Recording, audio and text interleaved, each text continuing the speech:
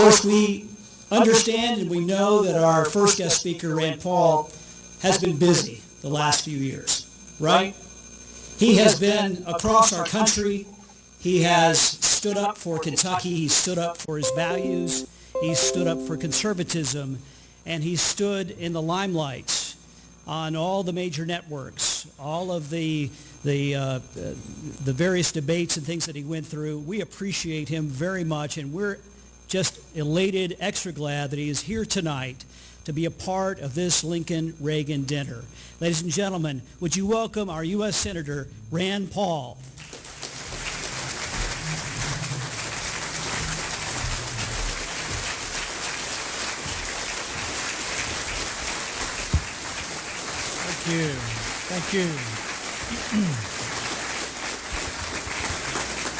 Thank you. Thank you. Last time I was here, I thought, I'm such a great speaker. Why is no one watching? Why is no one listening to my speech? Everybody was watching the screen.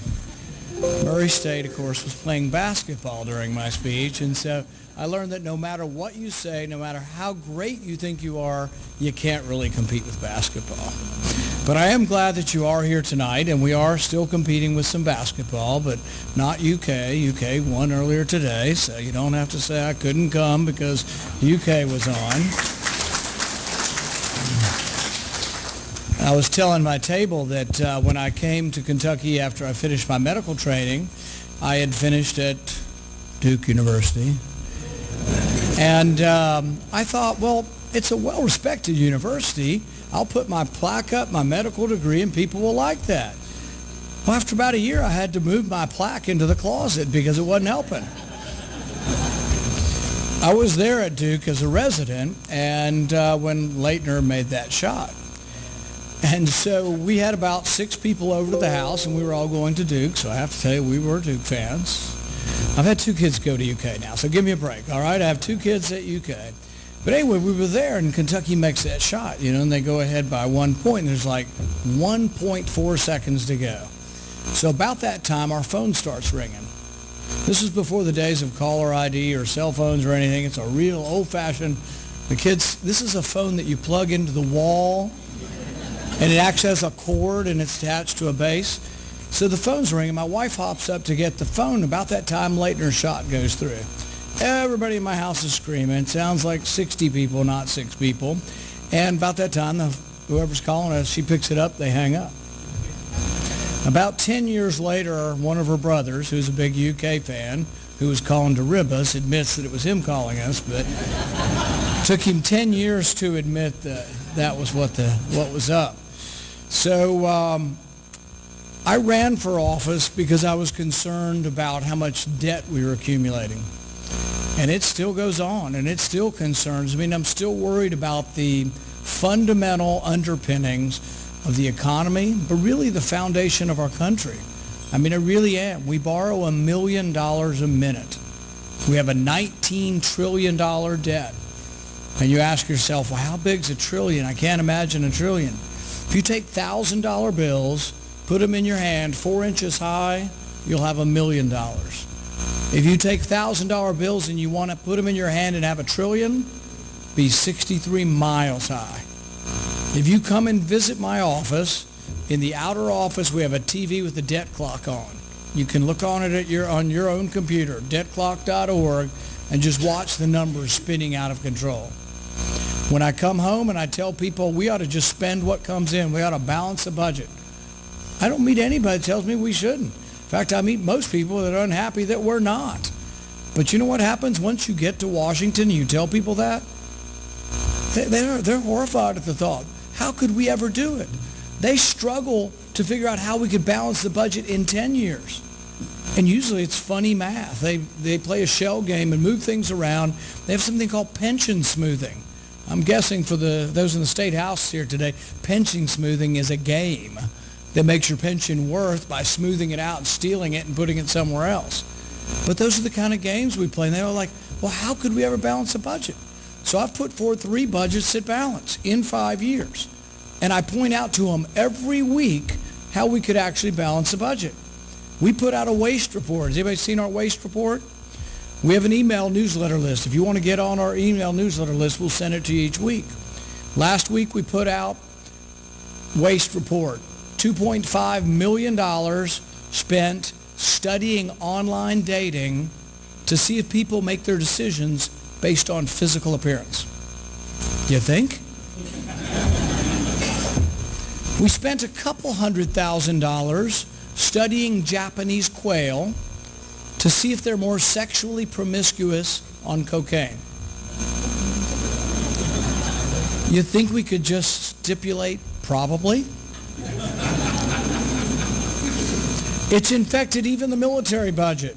We spent $43 million in Afghanistan building a natural gas station. First problem, most people in Afghanistan don't have a car. 1 in 10,000 people have a car.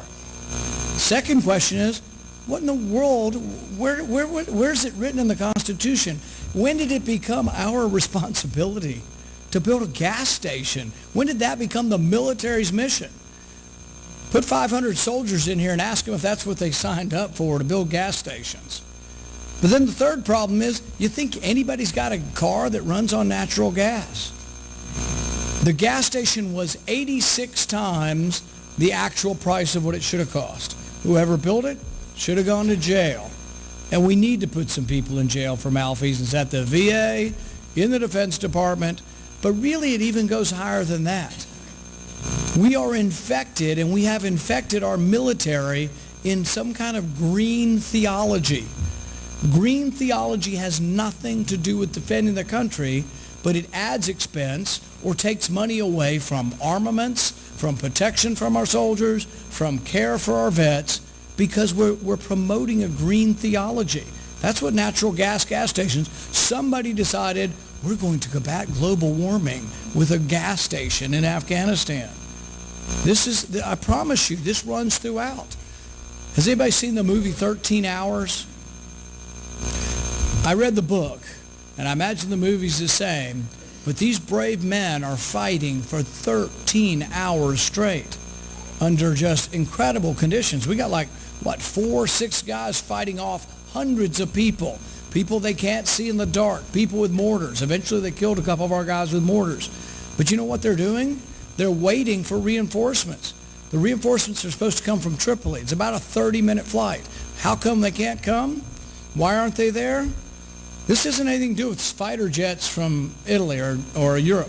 This is just a plane, any plane, a prop plane, any plane. They had no plane. Now, they had requested a plane, and it had been denied. Who's that woman that ran the State Department, you remember? She denied a plane to fly them around the country in case of emergency. But you know what she approved 3 days after she denied the plane? She approved an electrical charging station for the embassy in Vienna so they could charge their Chevy Volts. Why do we have a bunch of Chevy Volts in Vienna? Why does an embassy in Europe, one of our embassies, have Chevy Volts? Because we're going green. We've got to show off to the European socialists that we're as green as they are. They come to our committees and they seriously look us in the face and say, the number one threat to our country is global warming. It's not terrorism. Forget about defending against terrorists. We've got to defend against the sun. We've got to defend against global warming. This has no business in the military. It has no business in the State Department. And we have people dying because she made decisions based on global warming. And you know what? Hillary Clinton should never, ever become president.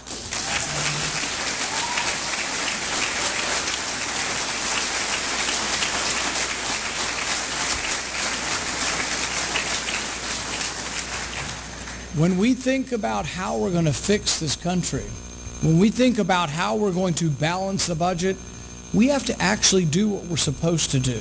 That's pass all of the individual appropriation bills. You know when the last time we did this was? 2005. People are complaining about the state legislature, saying, oh no, we're going to have cuts. You know what the difference between Frankfurt and Washington is? They don't have a printing press. We've got a printing press, but it's going to lead to disaster for our country because we just keep printing and printing and printing. $19 trillion in debt. So Your state legislature needs your help. Your governor needs your help. When you hear people, including our state-run universities, complaining about cuts to their budget, you tell them, if not there, where? Do you not care that we have a 20-year-old pension problem that could tank the whole state? So if it can be somewhere else, I was just talking to Stan, have somebody tell Stan where else. But the thing is we can't stick our head in the sand and just say we're going to do nothing. So in some ways it's good. Frankfurt has to set priorities because there's only a limited amount of money. But I can tell you the state legislature and your candidates for state legislature need you to defend them. They need you to tell every one of your neighbors, you have to do something. Do you want us to do nothing? If you don't want to take it right now from higher education, where are you going to take it from? But we're all in this together. We got to figure out our solution. It's the same in Washington. Everybody comes to Washington. I can list 25 diseases that they come to Washington for.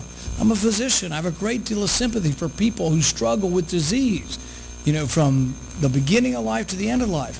But I tell them, tell me who to take the money from. Because we can't just add it on. That's misplaced sympathy. They say you can't be everybody under 30, uses their heart and they're liberal. Everybody after 30, uses their brain and they're conservative. You have to have a little bit of both. We have to have compassion, but we can't have misplaced compassion. We can't have such that everybody gets everything. We have to set priorities. It's been 10 years since we passed all the appropriation bills. So what happens? We lurch from deadline to deadline. They cram all of the spending into one bill. In December, the bill was 2,242 pages. Nobody read it. Nobody could have possibly read it. Nobody has any idea what was in it. But all of the spending of government, they call it an omnibus or a continuing resolution. But as a consequence, nothing gets fixed. So when I complain about $800,000 being spent on televised cricket league for Afghanistan, it doesn't get fixed because we've glommed all this together. So last week I stood on the floor of the Senate and I objected to the subsidized sale of F-16s to Pakistan. One, we don't have the money. Doesn't make sense to borrow it from China to send it to Pakistan. Two, does anybody remember who funded and armed the Taliban? Does anybody remember that bin Laden plotted against the United States and attacked us from Afghanistan, protected by the Taliban, that was armed by Pakistan? So we finally chased bin Laden out of Afghanistan. Where'd he go? Pakistan. Where did he live? He lived a mile from their military academy for a year, or for 10 years, with 15-foot walls. How many people you think live in that city have 15-foot walls? You think they didn't notice that he was there? In Pakistan, they put Christians to death if they criticize the state religion. You also can be put to death if you convert to Christianity. I don't know about you. One penny to countries that persecute Christians.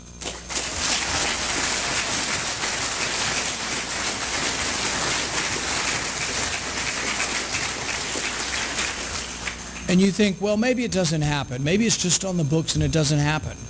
Asia Bibi is a Christian who's been on death row for 5 years in Pakistan. There are very few Christians left. They've fled the Middle East, they've fled Iraq, they've fled everywhere.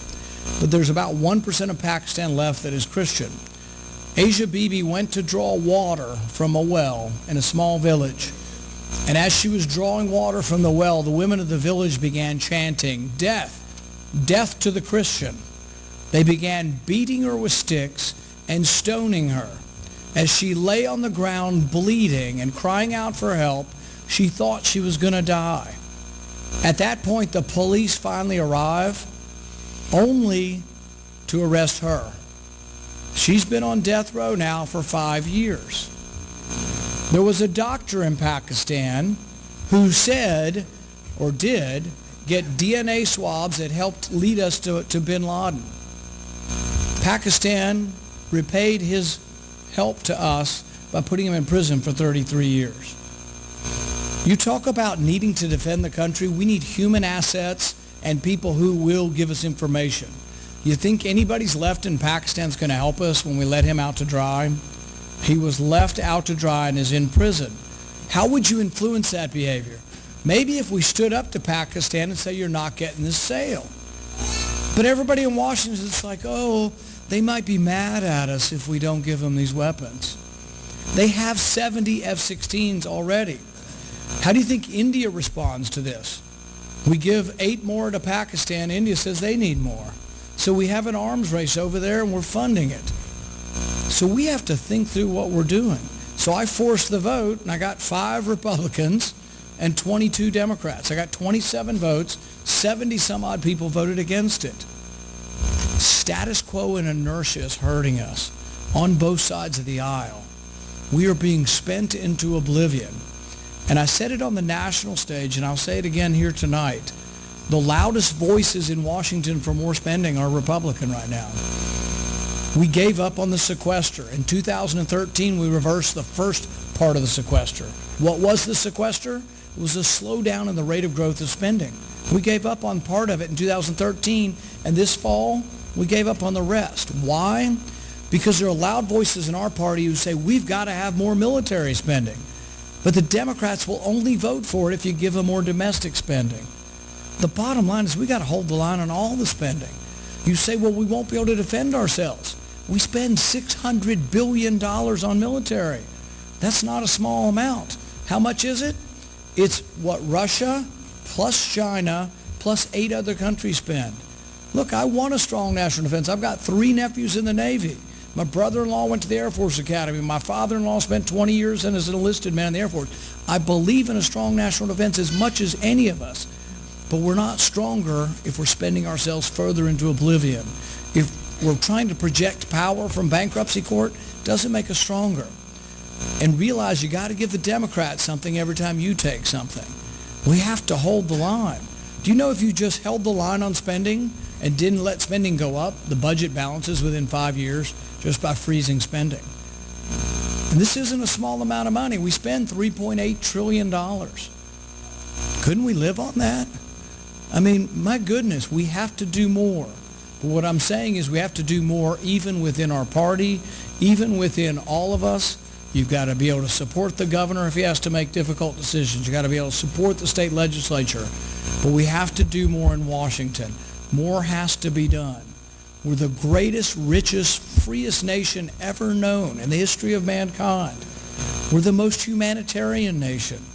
Do you know that in 2014 we gave away, not the government, you, to your churches, the Salvation Army, to good causes, we gave away nearly $400 billion in private charity.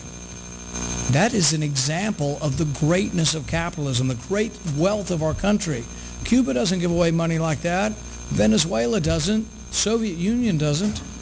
But we have to worry about it. We have to make sure that our kids, these 50 kids here, know that it's the economic system of freedom and capitalism that created that wealth. We've got whole large segments of our youth now saying they want socialism. We haven't taught them history. We haven't taught them what happened to the Soviet Union. We haven't taught them that inevitably socialism, inherent to socialism, is violence. Inherent to socialism is that they take your freedom, the freedom to buy and sell. I'll give you one quick example, and then I know we have many other speakers tonight, but I was thinking about the car dealer. There's a great story that Reagan told to Gorbachev, and his staff said, don't tell him, it'll be an international incident, and Reagan said, I'm telling him anyway. So the story is there was an accountant in Moscow, and the accountant wanted to buy a car, and it was very expensive to buy cars, and there was only one car dealer, the state. So he saved his money year after year. He finally got the money. He went into the dealership, and it was a state bureaucracy. It was a surly bureaucrat sitting across the table, and he put his money down. He says, I'm here to get my car. And the surly bureaucrat looked at him and said, that's all good and well. Come back in 10 years and pick it up. And he didn't miss a beat. He said, well, will that be on a Tuesday or a Wednesday? And the bureaucrat said, you idiot, I just told you it's going to be 10 years, and you want to know what day of the week? He said, yeah, I think the plumber might be coming on that Tuesday. In a nutshell, that's socialism. We got to know what a terrible, awful, no good system it is. We got to know what did make us great before we know how to keep our country great. I thank you for your support. I want to continue to represent you. My voice can be a loud one for change, for balanced budgets, for lower taxes, for less regulations. I'm going to continue to try to represent you to the best I can. I want to apologize that I am going to leave, particularly to the candidates, because I've heard their speeches once or twice before. They're all great, by the way. Yeah, but no, I have a 2.5-hour drive, and I've been gone all day. But I want to thank you very much for including me, for inviting me tonight, and allowing me to present my case. Thank you very much.